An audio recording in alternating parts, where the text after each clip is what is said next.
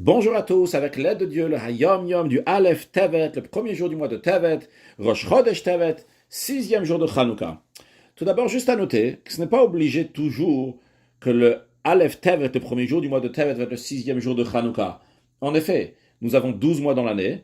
Sur ces 12 mois, il y a 10 mois qui ont toujours la même quantité de jours. 5 mois qui ont toujours 29 jours et 5 mois qui ont toujours 30 jours. Mais le mois de Cheshvan et le mois de Kislev, des fois ont 29 jours et des fois ont 30 jours. Lorsque le Hayom Yom a été écrit en 5703, il y avait seulement 29 jours de mois de Kislev. Donc, c'est la raison pour laquelle que le premier Tevet, c'est la sixième bougie de Hanouka, le sixième jour de Hanouka. Mais dans les années où il y a 30 jours du mois de Kislev, eh bien, la sixième bougie de Hanouka, le sixième jour de Hanouka, sera le 30e jour du mois de Kislev. Le rabbi nous dit, il faut étudier le Chumash du jour, le Télim du jour et le Tanya du jour. Puis, vu que c'est le premier Hayom Yom de Rosh Chodesh, vu que le calendrier de Hayom Yom a commencé Yutet Kislev, le 19e jour du mois de Kislev, donc le premier Rosh Chodesh c'est Tevet, le rabbi va nous dire plusieurs coutumes en ce qui concerne Rosh Chodesh. Tout d'abord, avant de dire la première coutume, à savoir que le jour de Rosh Chodesh, le premier jour du mois, on rajoute dans la prière le Hallel, des louanges à Dieu, donc des psaumes. Mais il y a deux manières comment on rajoute le Hallel en général.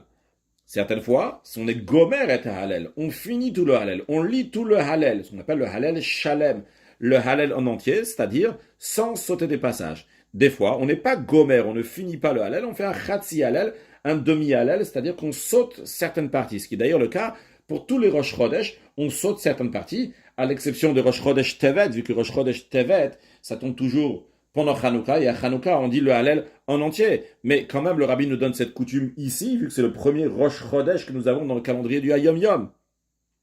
Alors, en quoi consiste ce premier point, cette coutume-là du Hallel?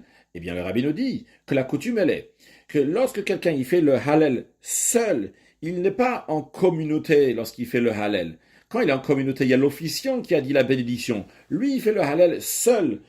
Par exemple, chez lui à la maison ou à la synagogue, mais il n'y a pas 10 personnes avec lui lorsqu'il fait le Hallel. Eh bien, quand même, il va faire la bénédiction au début du Hallel et à la fin du Hallel, bien que c'est un sujet qui est discuté dans les décisionnaires. Le rabbi nous dit ici que le Yahid, quelqu'un qui fait seul le Hallel, eh bien, fera la bénédiction au début et à la fin du Hallel. À noter qu'il y a encore un autre point que le rabbi a mentionné cela donc bien plus tard en Tafshin Mem Aleph dans les années, au début des années 80, que la coutume elle est comme la coutume du rabbi Rachab, que même quand on est en Tzibour, on est en communauté, eh bien on fait la bracha du Hallel dans le langage du rabbi à Raïchapen, c'est d'attraper cette bracha, d'attraper cette bénédiction, donc de la faire donc à voix basse, mais en tous les cas à voix basse, il n'y a pas qu'à voix basse, il y a bachachai, donc en cachette on va dire, ça veut dire faire en cachette, mais en tous les cas faire cette bénédiction-là, mais ça c'est encore un autre point, le point du Hayom Yom ici, et nous dire donc que quand on est seul, on fait la bénédiction du Hallel. Un deuxième point, à la fin du Hallel, il y a une bénédiction, et la manière qu'on doit faire la bénédiction, donc la version de la bénédiction, c'est dire Yahalelucha Hashem Kol Maasecha, non pas Al Kol Maasecha. Quelle est la différence si on dit Yahalelucha Hashem Elokeinu Al Kol Maasecha ou bien Kol Maasecha? Al Kol Maasecha, ça veut dire sur toutes tes actions. C'est-à-dire qu'on te donne louange pour toutes tes actions. Hachem a fait plein de belles choses. Et nous, les êtres humains, on remercie Hachem, on donne hommage à Dieu. Par contre, quand on dit Yalelucha Hachem Kol Maasecha, sans le mot Al, c'est-à-dire que les actions, les œuvres de Dieu, tous les œuvres de Dieu eux-mêmes rendent hommage à Dieu. Encore un troisième point. Le jour de Rosh Chodesh, en plus de la prière de Shacharit, on fait une deuxième prière, celle de Moussaf. Mais, pour les hommes qui mettent les téphilines, la prière de Moussaf, on ne met pas les téphilines pour la prière de Moussaf. En effet, dans la répétition de la prière de Moussaf, nous allons dire Keter itnu lecha. Une couronne est donnée à Dieu.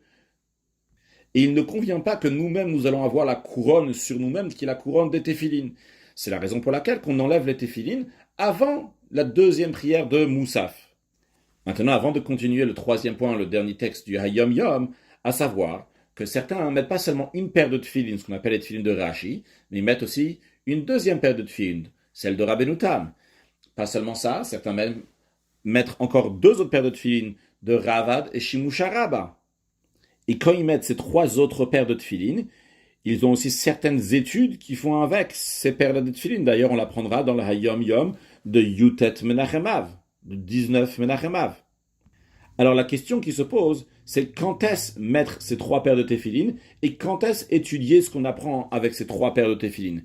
Eh bien justement, c'est le 3e point que le rabbi nous dit dans la Hayom Yom en ce qui concerne Rosh Chodesh, que tous les paires de téphilines sont mis avant la prière de Moussaf, c'est-à-dire après la première prière de Shacharit, on met tous les paires de téphilines. Par contre, en revanche, les études qui sont faites avec les paires de téphilines, ça on ne les fait pas donc entre Shacharit et Moussaf, mais ça sera fait une fois que toute la prière est finie. Voilà quelques coutumes pour Rosh Chodesh. J'ai vu que le jour de Rosh Chodesh se dévoile la Yichida Shebenefesh, le plus haut niveau de l'âme du juif, Rosh Echad Shechem.